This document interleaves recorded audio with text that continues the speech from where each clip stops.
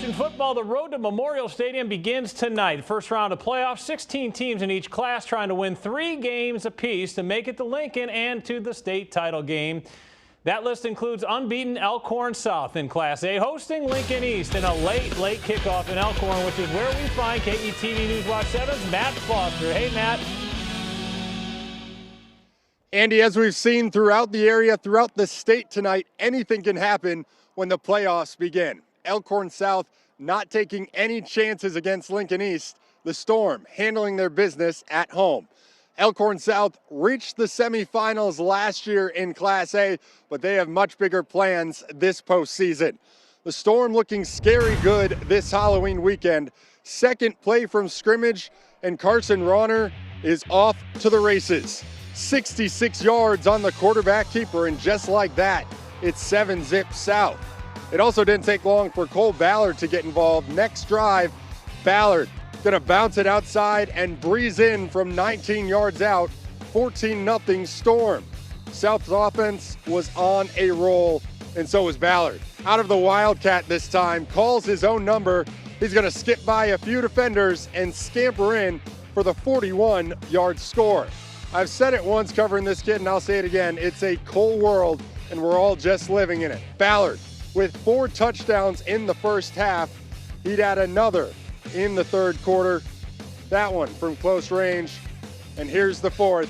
He'd finish with 5 for the game. He's now up to 61 in his last 22 games. Storm now up 48-20 with a few minutes left in this one, so they will be moving on. South will be back home next week with Creighton Prep coming to town. Cole Ballard, Marty Brown, 2 of the best running backs in the state, meeting in the Class A quarterfinals. Can't wait for that one. Reporting live in Elkhorn, Matt Foster, KETV News Watch 7 Sports. Thank you, Matt. Creighton Prep, you just mentioned at North Platte, Charmar Brown, Marty Brown, punches it in on 4th and 2 to give Prep a 10-0 lead, and a nifty interception by John Pargo Jr. Junior Jays eliminate North Platte 27-0. Bellevue West, the T-Birds facing off against the Titans of Papio South for the 2nd straight week. Titans junior Sam Schuler, some trickeration. He goes in motion. The ball snapped to Devin Jones, throws it to Keenan Flannery, who scores. T-Birds, though, up 28-20 in the third quarter, and it was their turn for a touchdown. Daniel Kalin finds his tight end, Caden Echternach, and Bellevue West moving on. They win 42-20. Close matchup out in Gretna. The Dragons hosting Lincoln Southeast. We're tied at 21 right before half. Cameron Bothwell, and he boots a 30-yard field goal, giving Gretna a 24-21 lead. Third quarter now, the Knights' Nate McClashlin drills a 31-yarder, evens the game up at 24 to the fourth, where Bothwell goes straight through the uprights from 36, and that's how we'd end. Southeast trying to complete the upset, but Gretna coming up with the late defensive stops. Dragons setting up a huge rematch next week, taking on Bellevue West next Friday at Gretna. That's going to be fun. All right, top-seeded Westside hosting Papio. The number 1 seed last year, remember, they were upset in the first round. Not tonight, though. Thanks to a big night from Anthony Rizak. 30 yards out on the opening drive. 7-0 Warriors. 2 drives later, it's Rizak again, this time from 40 yards out. Westside is moving on. They win 59-21. We head out to Lincoln now. Seacrest, Millard West taking on Lincoln Southwest. Wildcats strike first on this pass from Brody Peterson, who finds Corey Kozad, and it's 7-0.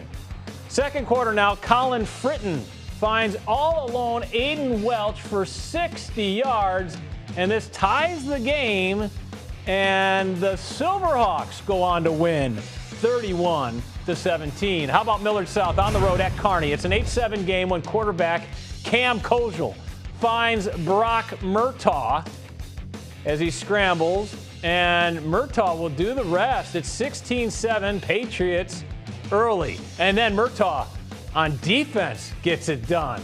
The blitz, and Murtaugh comes up with a pick 6 as Millard South on the road. They upset Kearney 35-21. They'll go back on the road. They'll play GI next week.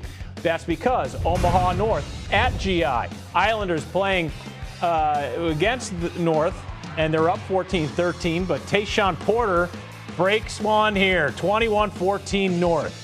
21-21 game, though. North comes up big defensively. Tyson Terry scoops it up. A scoop and score, and North is up. But GI with back-to-back touchdown. Colton Marsh with the biggie.